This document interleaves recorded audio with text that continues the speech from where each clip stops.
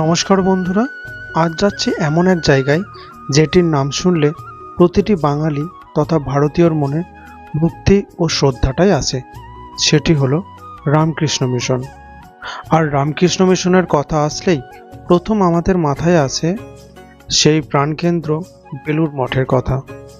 সেই বেলুড় মঠের দ্বাদশ অধ্যক্ষ সংঘগুরু স্বামী ভূতেশানন্দজি তাঁর পৈতৃক ভিটে বা জন্মভূমি হল বাঁকুড়া জেলার ইন্দাস থানার অন্তর্গত দামোদর নদের তীরে অবস্থিত সোমসার গ্রামে। আর এখানেই এক পুণ্যতিথিতে 1901 সালে জন্মগ্রহণ করেন শ্রী বিজেনচন্দ্র রায়, যিনি পরবর্তীতে স্বামী ভূতেশানন্দজি নামে পরিচিত হন। সেখানেই গড়ে উঠেছিল আরেকটি রামকৃষ্ণ মিশন, অর্থাৎ সোমসারের রামকৃষ্ণ মিশন, যেটি 2019 সালে বেলুড় মঠ অধিগ্রহণ করেন। আমি আজ চলে এসেছি সেই মিশনের 28তম প্রতিষ্ঠা দিবস উদযাপনে। এটি প্রতি বছর ডিসেম্বর মাসের 4 তারিখে উদযাপন করা হয় এবং ধুমধাম করে পালন করা হয়। এই উপলক্ষে আজ সারা দিন ব্যাপী শ্রী শ্রী রামকৃষ্ণদেবের বিশেষ পূজা, হোমাদি ও ভক্তি গীতি অনুষ্ঠান পালিত হয়।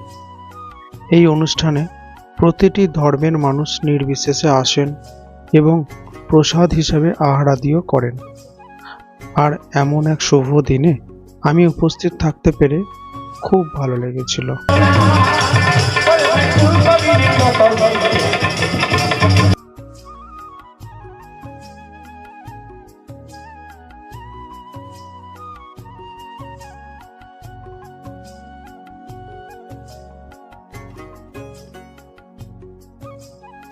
আমি এই মিশনে প্রথমবার এলাম। আজকের এত শুভ দিনে এসে আমার আরো ভালো লাগছিল এবং এত মানুষের আস্থা এবং ভক্তি দেখে আমি অভিভূত। এটা হলো শ্রী শ্রী রামকৃষ্ণ দেবের মন্দির। তো সবাই এখানে গিয়ে প্রণাম করছিল, তাই আমিও গেলাম।